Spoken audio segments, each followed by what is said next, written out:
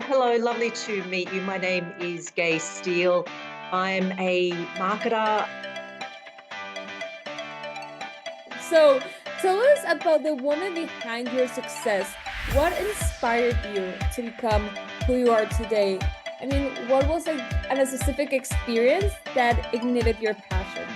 Yep. So what I loved, and when I went into McDonald's and had that important role, I had a really large team, and I loved seeing the team succeed, and they've all gone off and done amazing things in their career. And I realised a skill set that I had for sharing knowledge and for bringing those through the ranks.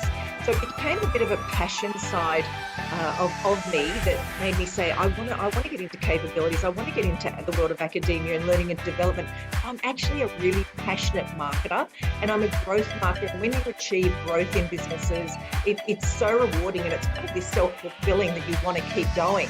So from there, it was really McDonald's, I think, that kicked me off going, I need to do more. And I could work multiple roles and multiple organisations, and my skill set cuts across all sorts of industries. So, I've worked in advertising agencies. I've done the most amazing work on client-side roles. I've served as an expert trainer on regional media in Australia, and I've trained over 1,000 media and marketing professionals just in Australia. So through this journey, I've really cemented my reputation as an expert in marketing and innovation and driving that growth across those industries. And then concurrently, I have pursued a parallel career as an academic lecturer and a capability developer. Reflecting on the incredible contributions like women yourself, why do you believe it's important to celebrate the achievements of other female entrepreneurs? So I love that question. So celebrating International Women's Day is a beautiful point where we get to stop and recognise, and where we support each other. So I mentor as well. So it's not just about those that have already achieved, which is wonderful because we are creating the path for those behind us, but it's giving back, and it's about mentoring those and bringing them through and lifting them up so that they can succeed. So that's another passion point of International Women's Day, and recognising those that are coming behind us that we want to bring with us and take on that journey. What are the women experiences or values that continue to inspire and motivate you? How do they influence your drive and least lasting impact in the world? Yes, it's such a lovely question. So a few years ago, there was an amazing woman called Gaye Steel, and she was the head of one of the big banks here in Australia, and you should read her books. What I love about her leadership and her journey, and I was very fortunate to meet her when I worked at McDonald's, watching her journey was absolutely brilliant. There's another amazing lady, Kath O'Connor, and Kath O'Connor, I've seen her speak, I've met her, we're both mentoring on a similar program at the moment for the Independent Media Association of Australia, and Kath is the CEO of Media, so out of home media. And what I loved about her story is she said that when she was offered the promotion, she said, I don't think I can do this. And the upline, people above her said, we won't let you fail. Isn't that amazing? What amazing support that would be if you have people around you that say, I won't let you fail. There's nothing better than that. So those words really resonate with me. Having courage, this courage to push boundaries, and this managerial courage to fight the good fight and support those that need it. That's something that I've never let go of, and I've seen in those two women in particular. What strategies do you use to embrace a continuous learning mindset and empower yourself and others in your team to grow and evolve? So a growth mindset is critical. So if you adopt that mindset of every day is a learning journey. Now, not everything is perfect, and we're constantly learning. So we reflect, and we reflect on things that have happened. How could we do that better? So reflection is also a big part of a growth mindset. The growth mindset is often breaking things down, looking at how we can move them forward, and then building and attaching those skills to take us to that next journey. So lifelong learning is absolutely, I'm a classic example of it, going right through the stages and still studying now, looking at wanting to start my doctorate. So you should never stop, because it's inspiring for you as an individual, and then you get to share that knowledge with others and pass that on. And that enthusiasm for knowledge and that thirst and hunger for knowledge is such a driver. And so that growth mindset is something we should all adopt. Share your experience connecting with other female entrepreneurs, mentors, and experts. How does collaboration contribute to breaking down barriers and creating a more supportive business landscape for women?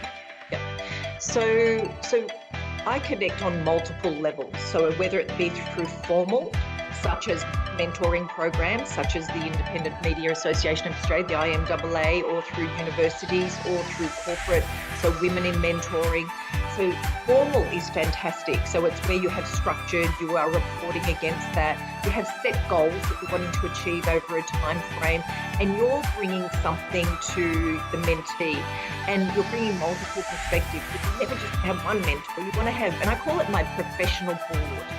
So what you want to do is set up a professional board where you have lots of different inputs and perspectives, where then you can rely on those and turn to them at different stages or different times when you need to have some expertise in a certain area. So as an individual, you should set up your own professional board, those that you can turn to when you need to. So it could be formal or it could be informal. And the informal is fantastic because it's removed from any risk. And that is a highlight for lots of staff members and for women who are wanting to achieve it. Removing risk is important, whether it be financial risk, emotional risk. So informal is your peer network. And those that you meet, that you feel a connection with, that you do want to stay in contact with, you do. And I had a mentor for 10 years that she's an amazing woman. And I loved meeting with her once a month and over lunch, and it was informal, but it was just a natural connection. And then I have these other formal processes now where I'm more the mentor than being mentored, but where I get to set up goals. What are we going to discuss? What are the outcomes? And then next time you get together, you stop, check, measure them. So depending on your own individual drive and motivation and where you're at in your entrepreneur journey and your business development, if you're starting out, you really do need some formal mentoring. In this constantly evolving market, what strategies do you use to stay informed about emerging trends and adapt your business to meet the changing needs of your customers? Such a good question, and it's work. Okay, so it's hard work, and you have to allocate time dedicated to maintaining your industry relevance. So we can get snippets of information, we can get snackable bite sizes of information that might be enough to get us through on a day-to-day basis. So you'll be signing up for relevant blogs or relevant insights through data organisations. So everything that comes into your inbox, you need to clear out what's relevant, and you need to become very ruthless in your focus as to what it is you're heading towards and the information that's going to help build the toolkit. So every day I'm receiving multiple emails from those that I've selected really wisely that are relevant at the time of the business I'm working in. So it is work, and you have to allocate time. And ideally in the morning you're looking at sales. You're starting before anybody else in the morning. You are refreshing your mind, saying what happened last night? What's the data? What's going on with sales? What's happening in the industry? What was the latest news? How does that impact my business? So you might spend your first half an hour looking at information. So that sets you up really well for the day so that you have got the latest thinking. Longer term, attending conferences, keeping your broad perspective and being exposed to others' thinking is critical. So never just sticking in, often you'll be looking at yourself constantly. You have to have your eyes focused outwards. You're looking at the broader picture. So attending as many events, conferences, talks, they will all provide you with a whole different perspective that will help shape and inform the direction you want to take. So looking at all of that is work, and it's creating time. Time is one of our enemies and our friends when it comes to business. But I think that's such an important point, because when you stick to your own mindset, even your phone gives you videos related to the same topics you're constantly thinking. So giving yourself that exposure to be able to listen to other perspectives I think that's great for learning and just self-growth. Agree. Ramina, one of the critical things is to lift your gaze. Lift your gaze up and look off your desk. Look out.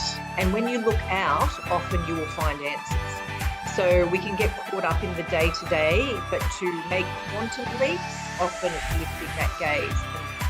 A message to your younger self. If you could go back in time and offer one piece of advice to your younger self, what would it be? Choose your network wisely, okay? Really choose who you want to have in your life for the long term, the short term, the season, the reason, the lifetime. The other one is listen more than you talk.